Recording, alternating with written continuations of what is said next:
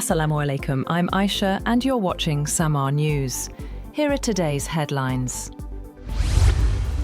Pakistan and the Afghan Taliban regime have agreed to a 48-hour ceasefire, effective from 6 p.m. today, the Ministry of Foreign Affairs has confirmed. Officials say the truce was requested by the Afghan Taliban regime and finalised through mutual consent, following days of heightened tensions along the border.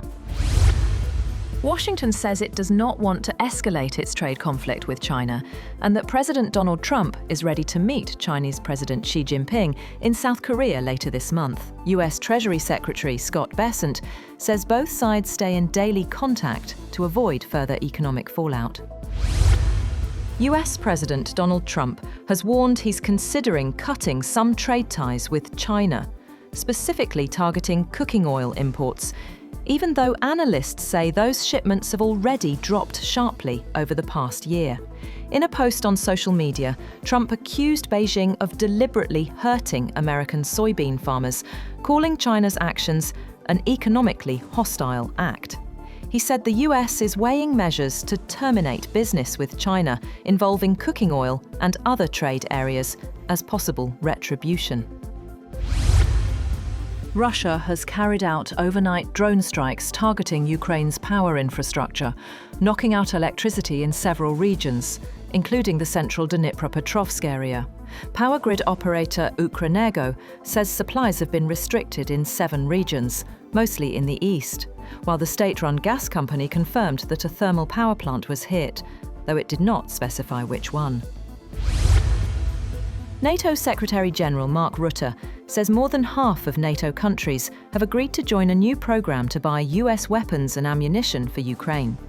Speaking after a defense ministers' meeting in Brussels, Rutte also announced fresh counter-drone measures after a series of suspected Russian airspace incursions. Germany has announced plans to spend €10 billion on drones in the coming years. Defence Minister Boris Pistorius made the statement at the NATO Defence Ministers meeting in Brussels, adding that Berlin will lead an EU air defence shield and boost air policing, with 2 Eurofighters to be deployed in Poland from December. The US has warned Russia of serious consequences if the war in Ukraine does not end. Defence Secretary Pete Hegseth says Washington and its allies are prepared to impose costs on Moscow for its continued aggression, adding that the War Department stands ready to act. Ukraine has urged Britain to officially label Russia a terrorist state. Speaking to MPs in London, Ukraine's Parliament Speaker Ruslan Stefanchuk delivered a diplomatic note activating a 100-year partnership between Ukraine and the UK, first signed by President Zelensky and Prime Minister Keir Starmer earlier this year. At least 10 people have died and 18 others were injured after an oil tanker caught fire while under repair in Indonesia's Batam city. Police say the vessel was not carrying oil when the fire erupted, and the cause is under investigation. The US federal government shutdown has entered its 3rd week after the Senate failed to pass a short-term funding bill. The deadlock has forced museum closures, air travel disruptions, and layoffs across key agencies, as thousands of federal workers remain without pay. Russia says it is ready to resume gas supply talks with Europe.